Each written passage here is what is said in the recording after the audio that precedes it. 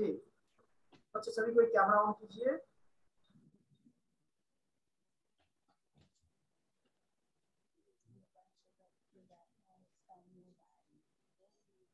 तो क्या उसको जो प्रीवियस क्लास में बच्चे हम लोग डिस्कशन कर रहे थे। हेलो बच्चे कैमरा ऑन कीजिए। तो प्रीवियस क्लास में बच्चे हम लोग डिस्कशन कर रहे थे। आवाज आ रहा है सही बच्चे को?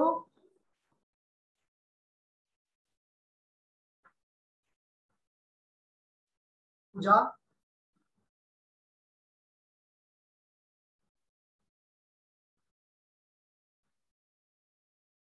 श्रेयान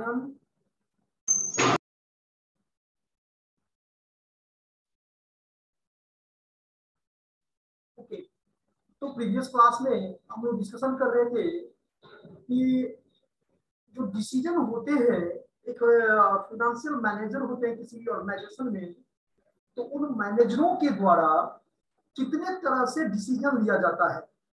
तो जनरली बिजनेस में जो डिसीजन लिया जाता है फाइनेंशियल मैनेजर के द्वारा, फाइनेंस का जो काम देख रेख करते हैं, तो 3 तरह के डिसीजन लिए जाते हैं बच्चे। हम आपको क्या बताए थे उसमें? इन्वेस्टिंग डिसीजन, फाइनेंसिंग डिसीजन और डिविडेंड डिसीजन। तो इन्वेस्टमेंट डिसीजन में प्रत्यूष एक बार रिपीट करेंगे। Pratyush Pratyush yes sir. हाँ बच्चे एक बार उसको रिवीजन करेंगे, देख पढ़ेंगे। कहाँ तक नोट करवाए थे? Sir financial investment decision. हाँ इन्वेस्टमेंट डिसीजन में क्या सब समझाए थे बच्चे? लॉन्ग टर्म और शॉर्ट टर्म तक हम लोग आए थे। Yes sir, long term short term. बच्चे होता क्या है कि इन्वेस्टमेंट डिसीजन में बेसिकली यही देखा जाता है कि जो मेरे पास अमाउंट अवेलेबल है उस अमाउंट को हम किस एसेट्स में कितना मतलब इन्वेस्ट करें, कितना पैसा उसको परचेज करने में लगाए, long term as well as short term. ये समझाए थे ना बच्चे? चलिए अब वहां से कंटिन्यू करेंगे हम लोग। आयुषी आयुषी आप प्रीवियस क्लास में थी? आयुषी मुझे जहां तक याद आ रहा है बच्ची आप प्रीवियस क्लास में नहीं थी।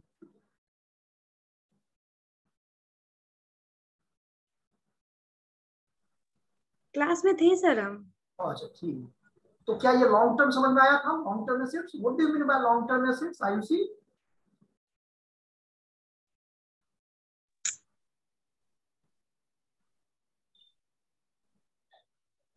बच्ची आप जानती है, बताइए। Yes sir. हाँ बताइए, what do you mean by long term assets? Sir long term assets वो होता है जो लंबे समय के लिए उसमें इन्वेस्ट करते हैं।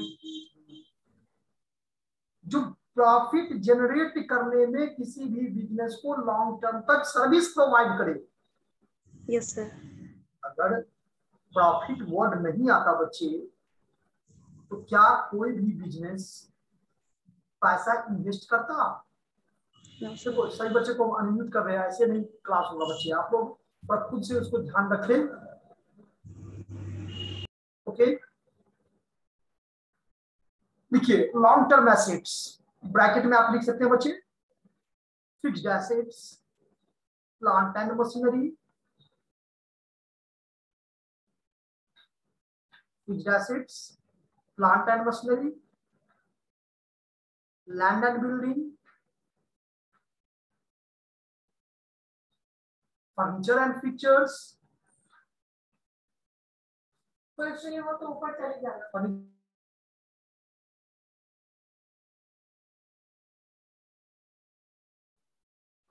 Furniture and fixtures etc.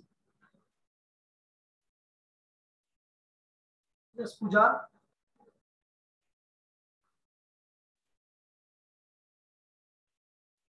Okay आपका म्यूट नहीं हो रहा है, तो पूजा एक बार फिर से ज्वाइन करके आप देखेंगी। अब देखिए तो अब हो रहा है क्या? यस सर अब हो रहा है। हाँ ओके थोड़ा आप लोग खुद से बच्चे इसको देखिएगा। सभी बच्चे को हम अलाउ कर दिए हैं। थोड़ा इस चीज को ध्यान में रखेंगे सही बच्चे। जब आपको क्वेश्चन पूछना हो बच्चे तभी आप उसको क्या कीजिए, अनम्यूट कीजिए, अदरवाइज म्यूट रखिए सही बच्चे। हाँ, तो ये समझ में आया कि इन्वेस्टमेंट डिसीजन में बेसिकली दो एसेट्स के ऊपर में ज्यादा ध्यान दिया जाता है कि किस प्रकार के एसेट्स को परचेज करने में कितना अमाउंट इन्वेस्ट करें, long term short term. Long term आपको बेसिक अकाउंटिंग टर्म में भी बच्चे बताए होंगे कि कोई भी amount spent on the purchase of fixed assets it is called fixed capital. याद है? यहां पर आपको समझना है, क्योंकि ये तो बेसिक चीज था, यहां पर आपको इस सेम में आकर के आपको इस पोजीशन पर आकर के आप लोगों को ये समझना है कि इसका मतलब होता है क्या, बिगिनिंग कैपिटल। कौन सा कैपिटल? Beginning capital. कि अगर कोई भी अमाउंट आप फिक्स्ड एसेट्स को परचेज करने में इन्वेस्ट कर दिए, इट मींस बिगिनिंग कैपिटल। और beginning capital is also known as opening capital. Okay बच्चे, लिखेंगे तो लॉन्ग टर्म एसेट्स ब्रैकेट में लिखिएगा, fixed assets land and building, plant and machinery, furniture and fixtures etc, bracket बंद कर देंगे। which involve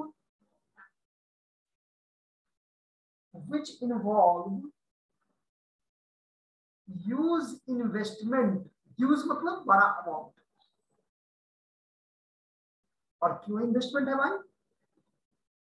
तो which involve use investment, use HUGE, which involve use investment and yield or return and yield or return over a period of time,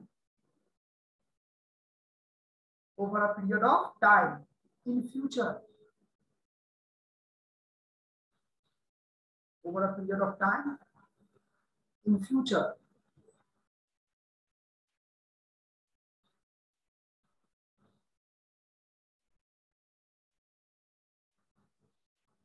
Investment in long-term assets, investment in long-term, investment in long-term assets is properly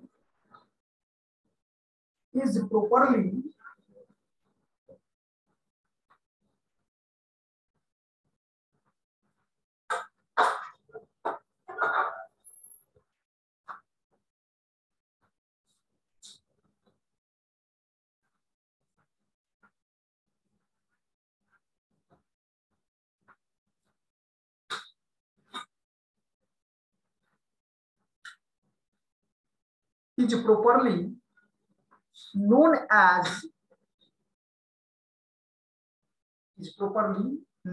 as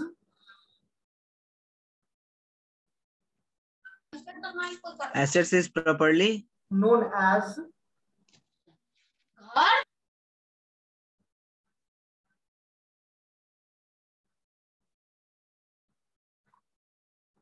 as capital beginning, capital budgeting,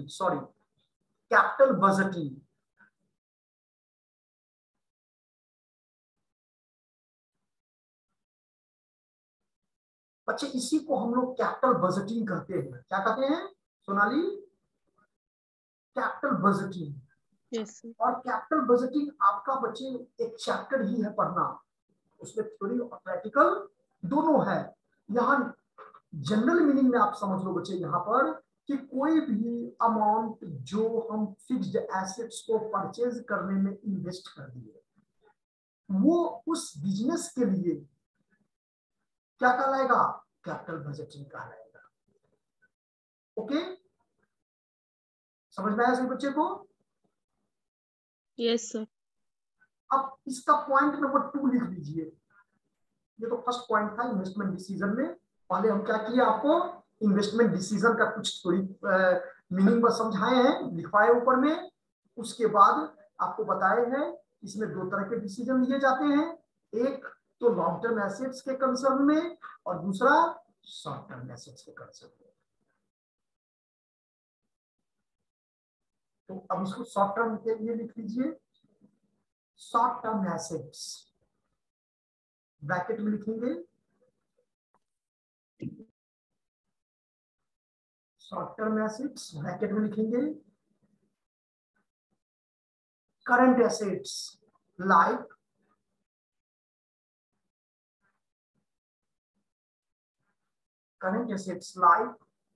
raw material, work in progress, finished goods,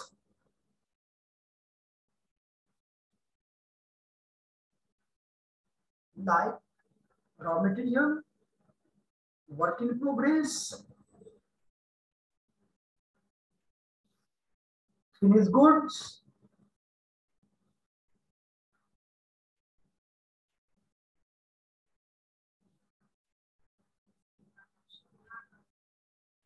debtors,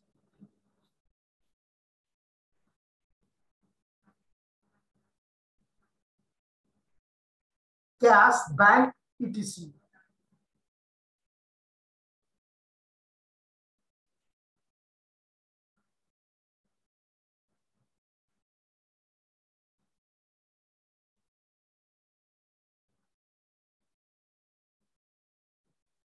etc. Sir finish good के बाद क्या बोला? Debtors, cash, bank, etc.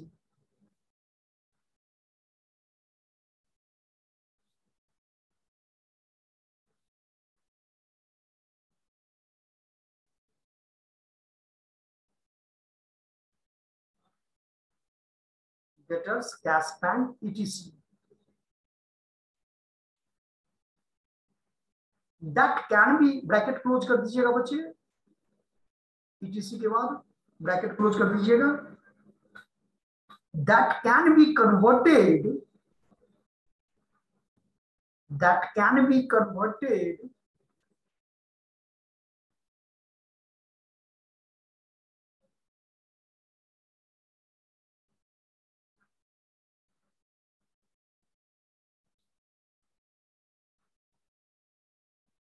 that can be converted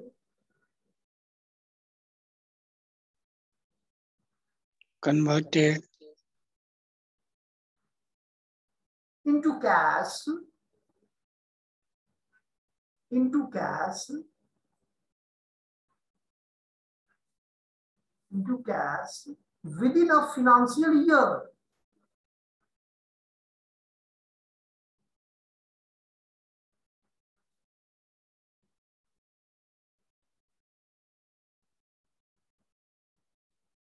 Converted into cash within a financial year.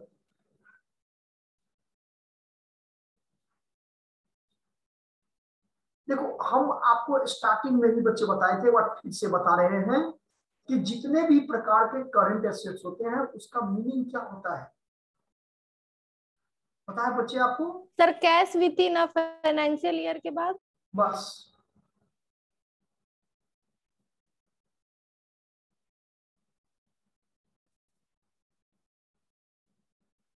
Aditi,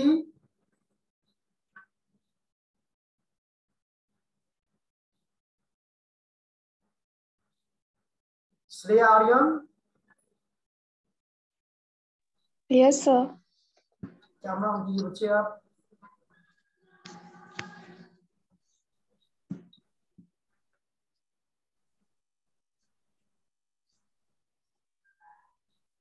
okay,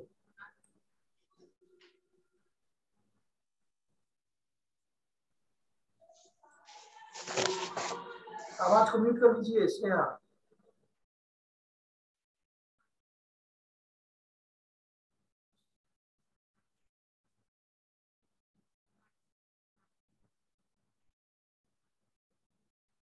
तो ये समझ में आया कि करंट एसेट्स का, वैसे तो इसका डिफिनेशन ही यही था कि वैसा एसेट्स को हम लोग करंट एसेट्स कहते हैं जिसको वन अकाउंटिंग ईयर में क्या करते हैं, कैश में कन्वर्ट कर देते हैं, कैश में परिवर्तित कर देते हैं।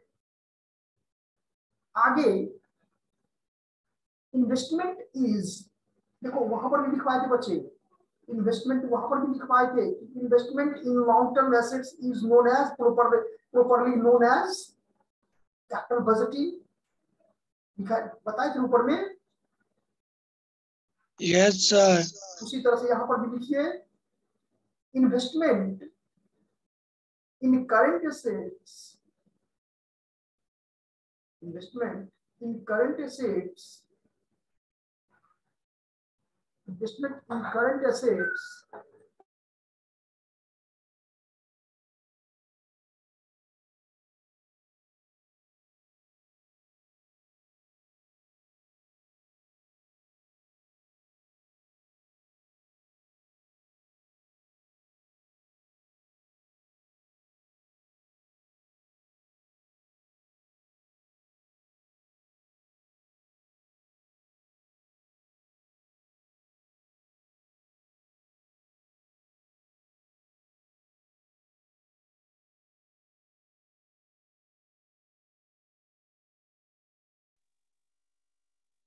बोलिए सर।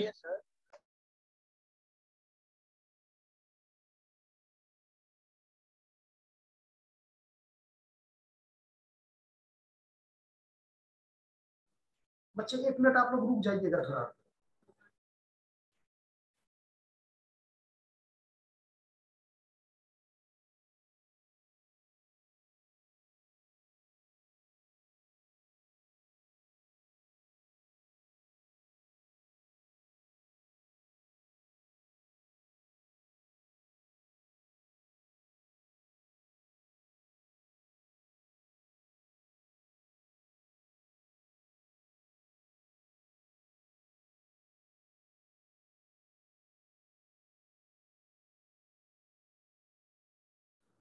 ओके बच्चे, कम टू द पॉइंट्स। तो इज प्रोपरली नोन एज, क्या लिखे, वर्किंग कैपिटल मैनेजमेंट। इसको हम लोग क्या कहते हैं, working capital management. Sir investment in current asset, investment in current assets is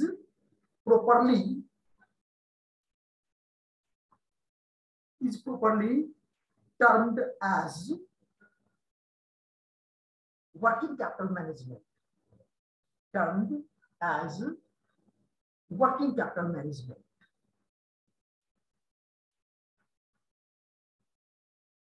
यानी ये दिमाग, ये यहाँ पर ये चीज समझना है कि अगर हम फिक्स्ड एसेट्स में पैसा इन्वेस्ट कर दिए तो उसको हम लोग कैपिटल बजटिंग कहते हैं, लेकिन वही पैसा अगर हम करंट एसेट्स में इन्वेस्ट कर दिए तो उसको क्या कहते हैं हम लोग, working capital management. Okay Pooja. Yes sir. थोड़ा एक्सप्लेन करके मुझे बच्चे बताइए तो अभी क्या समझाएं हम। सर लिखवा है investment in current asset is properly termed as working capital management. Explain कीजिए। छोड़ो, एक्सप्लेन कैसे करना है, नहीं पता। नहीं, थोड़ा ध्यान देना है, पढ़ाई के समय पढ़ाई करना है बच्चे। ये सब तो कैमरा ऑन करने का फायदा होता है, इसलिए कहते सही बच्चे को कैमरा ऑन करो। अब हम जो बच्चे नहीं ऑन करेंगे उनको रिमूव कर देंगे, बाद में हमको दोष नहीं देना है कोई बच्चे।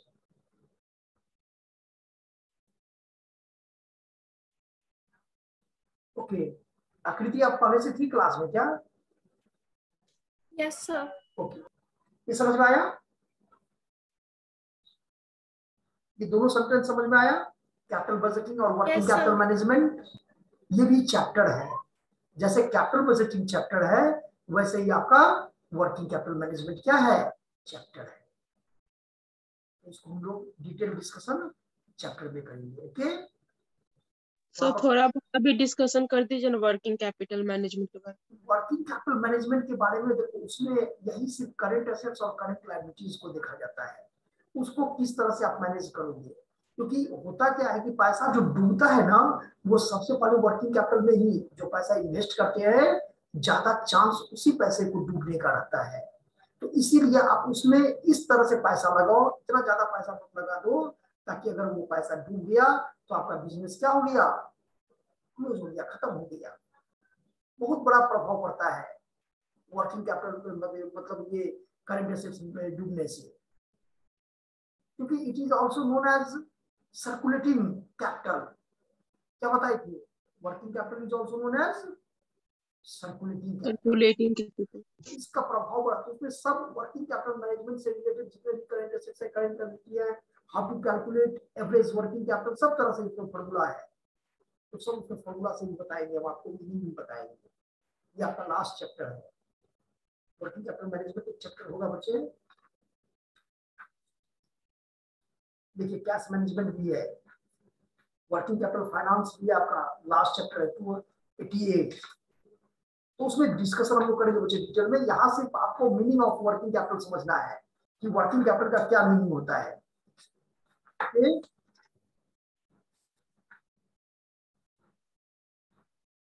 आगे यहां तक तो समझ में आ गया सही बच्चे को, यस या no? Yes sir. It relates to the management, उसी में कंटिन्यू करेंगे। It relates to the management, क्या बोले? It relates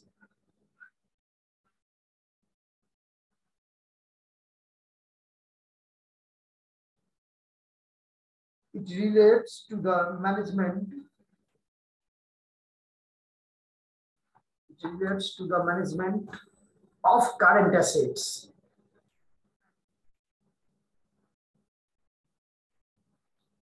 It is an important decision. It is an important decisions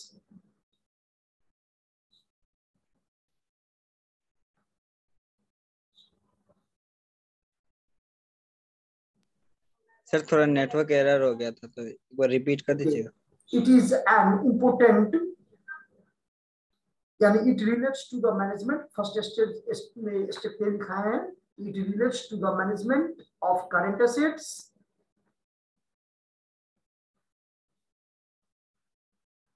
और सेकंड में था क्या, it is an important decisions of a firm.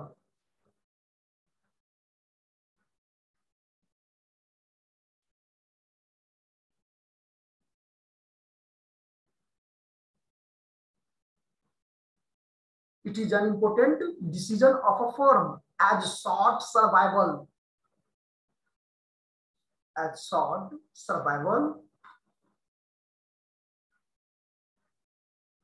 is the prerequisite for important decision of a firm as short survival is the prerequisites. Sir, short survival is the Survival is the prerequisites है, prerequisites, sorry, prerequisites. Sir spelling बोलिए ना। PRE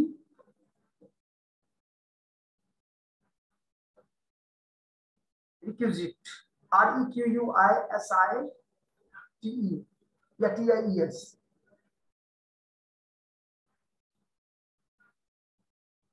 For long-term success,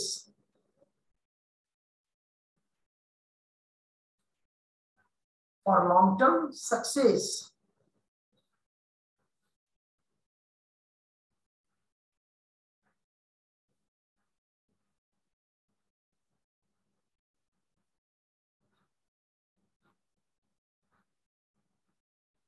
okay. अब एक बार बच्चे सभी को बच्चे इसको एक बार स्टडी करो आप लोग खुद से, और मुझे बताओ स्टार्टिंग से कोई दिक्कत है समझने में। और याद रखना, जहां पर भी इन्वेस्टमेंट है बच्चे वहां रिटर्न है, और जहां रिटर्न है वहां रिस्क है। अब पढ़िए बात।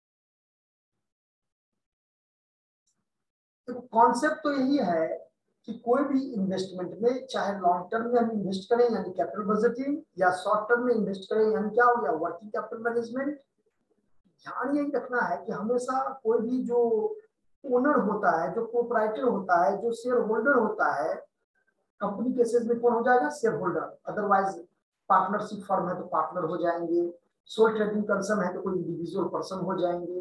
तो सभी प्रकार के, चाहे वो सोल ट्रेडिंग कंसर्न हो, चाहे वो पार्टनरशिप हो, चाहे वो कंपनी हो, यही सोचता है कि हम कम से कम पैसा लगाएं और अधिक से अधिक क्या करें? प्रॉफिट जनरेट करें। बताइए बच्चे, हाँ या ना? Yes sir. बिजनेसमैन का क्या मोटिव है कि जो आपका बिजनेस कैसे स्मूथली रन करेगा, तो इसके लिए एसेट्स चाहिए ना।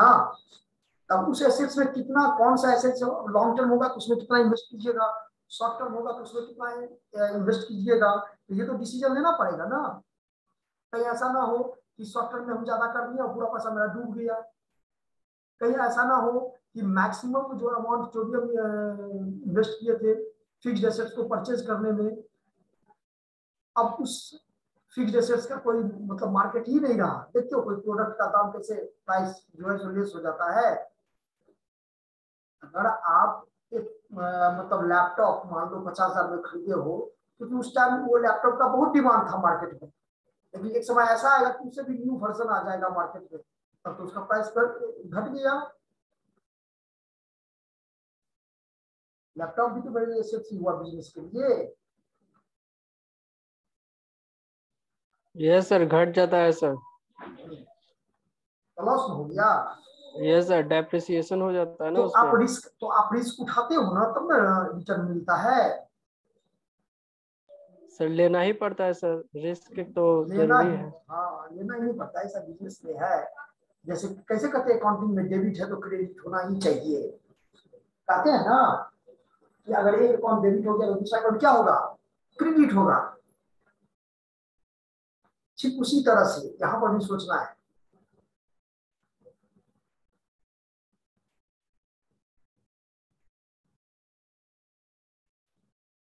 देखो इसमें 2 पॉइंट पर ध्यान देना। वर्किंग कैपिटल मैनेजमेंट अभी हमको बोल रही थी, क्या नाम है सोनाली? अभी वर्किंग कैपिटल मैनेजमेंट के बारे में आप बता रही थी ना। तो इसमें बेसिक यहाँ पर 2 ही पॉइंट बता रहा है बच्चे कि the main aspect of working capital management are the trade-off between risk and return of working capital involves 2 aspects. First aspect क्या कहता है कि फॉर डिटरमिनेशन ऑफ, सर धीरे धीरे बोलिए ना, हम लोग लिख लेंगे इसको। लिख लो पर लेकिन पढ़ना है इसको सही बच्चे बढ़िया से।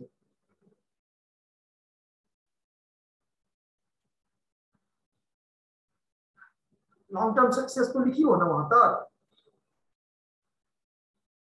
Yes sir. हाँ लिखो। तो firms should not maintain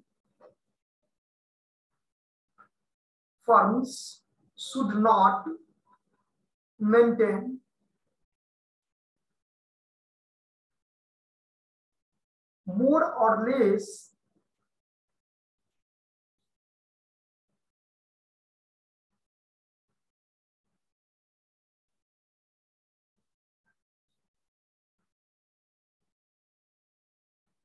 firm should not maintain more or less assets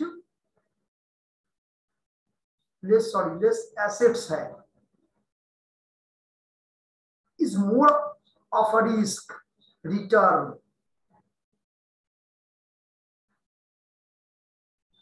या इसको ऐसे भी लिख सकते हो, क्या लिखो बच्चे वर्षों ऊपर बताओ तो? Firm should not maintain more और less assets, is more of risk। हाँ फुल स्टॉप कर दो उसका। ध्यान रखना है कि more assets reduce return and there will be no risk. ये पॉइंट समझ में आया? More assets reduce return and there will be no risk, यानी वहां पर कोई जोखिम नहीं है। जहां पर मुझे अधिक से अधिक रिटर्न आ रहा है, and there will be no risk, but having less assets is more a risk as well as more profitable. अगर आप ज्यादा रिस्क उठाते हो बच्चे तो आपको फायदा भी क्या होगा, ज्यादा होगा। सर पैसा डूबने का भी तो खतरा रहता है सर, ज्यादा रिस्क लेने पे। बच्चे तो आपको पैसा डूबने का भी तो आप तो निगेटिव थॉट रखते हो ना, आप ये भी तो रखो, पॉजिटिव भी तो रखो कि ज्यादा पैसा लगाए तो ज्यादा पैसा कमाएंगे शेयर से। Yes sir. दोनों चीज होता है, दोनों इसलिए होता है कि अकाउंटिंग में हम लोग पढ़े ना डेबिट और क्रेडिट ना, यहाँ पर भी डेबिट क्रेडिट होता है। वो बात अलग है कि यहाँ पर लिखते नहीं है, लेकिन करना तो पड़ता है, कॉन्सेप्ट तो वही है।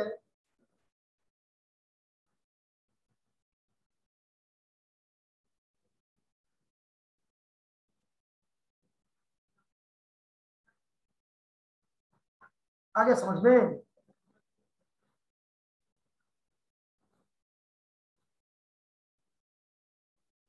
Hence, the main aspect of working capital management, hence,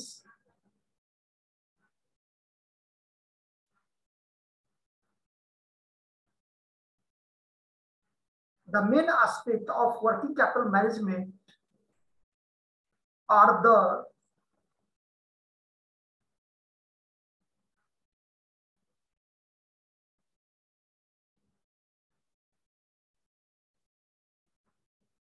management के बाद etc. Management are the trade-off between risk and return.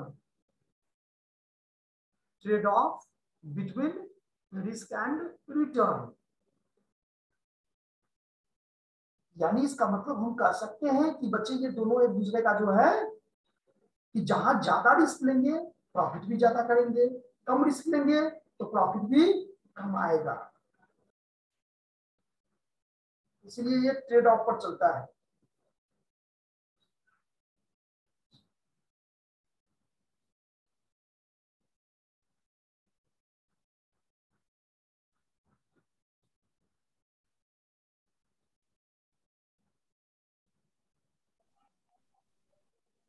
Sir आज की offline sir- class sir online trading में पैसा लगाना चाहिए सर? नहीं, ये तो देख करके ना, ये तो एनालिसिस करेंगे तभी ना, ऐसा थोड़ी होता है कि आप कहीं भी पैसा लगा दो।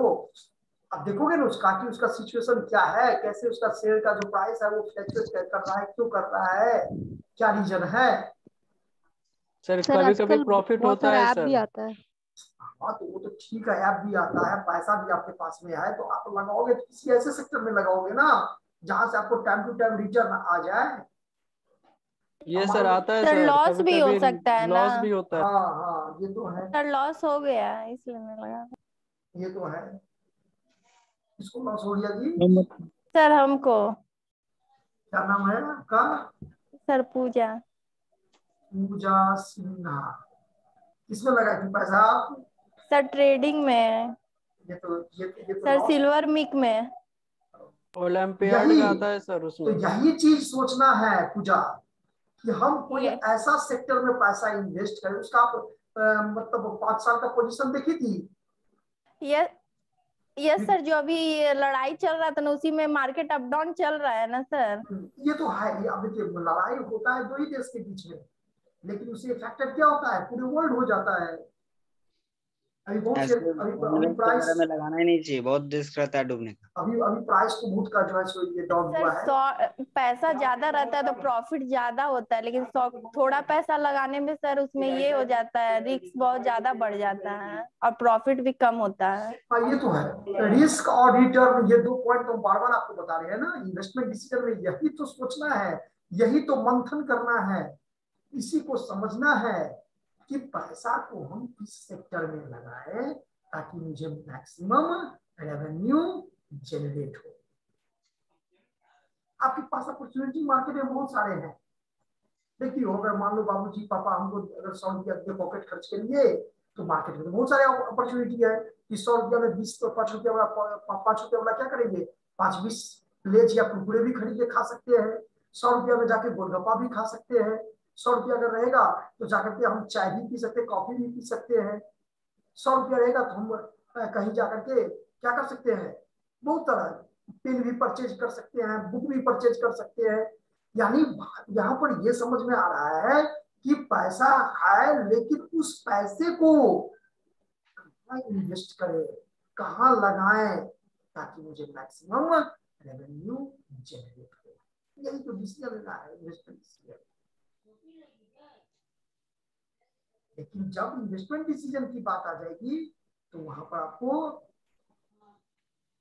पहले से ही समझना है कि रिस्क एंड रिटर्न। चलिए नेक्स्ट लिखिए। सत्यम आपकी तरफ से आवाज आ रहा है बच्चे, थोड़ा इसको ध्यान रखिए बच्चे।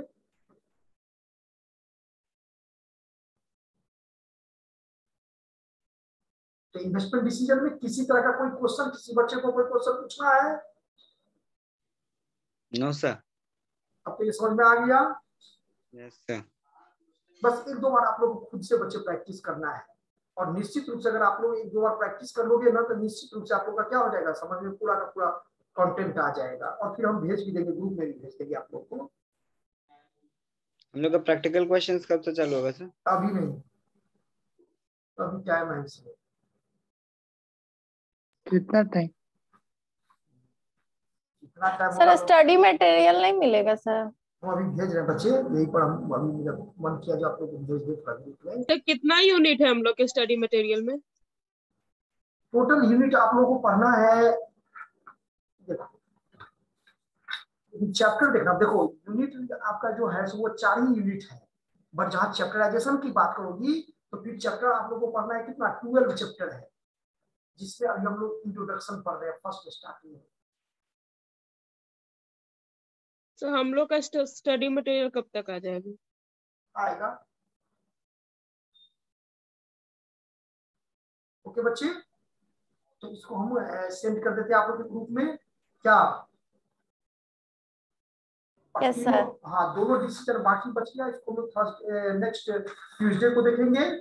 लेकिन तब तक आप लोग बच्चे क्या करना है, इसको स्टडी करना है, पढ़ना है। Okay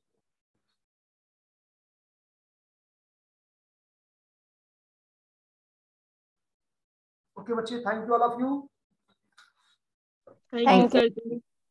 thank you sir.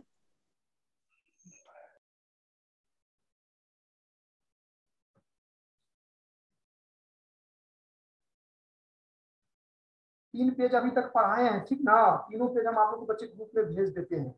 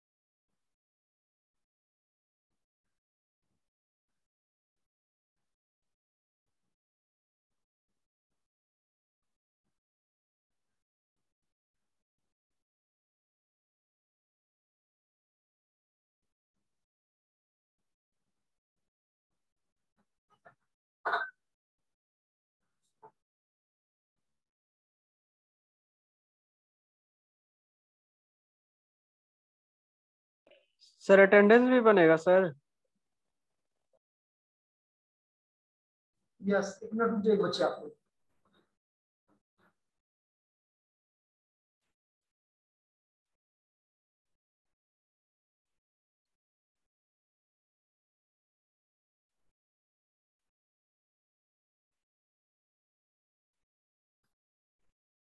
Lesson 1 का कोई पेज अभी आप लोगों को बच्चे हम सेंड कर रहे हैं, ठीक है।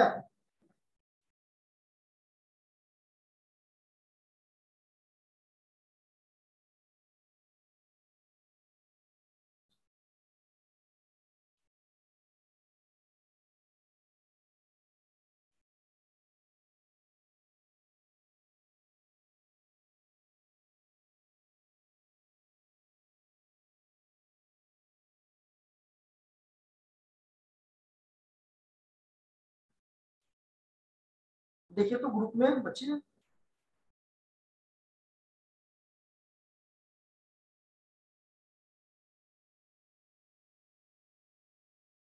आगे से बच्चे ग्रुप में। Yes sir. ओके बच्चे, इसी को बड़ा रिवीजन करना है, प्रैक्टिस करना है। Okay, thank you all of you. Thank you sir.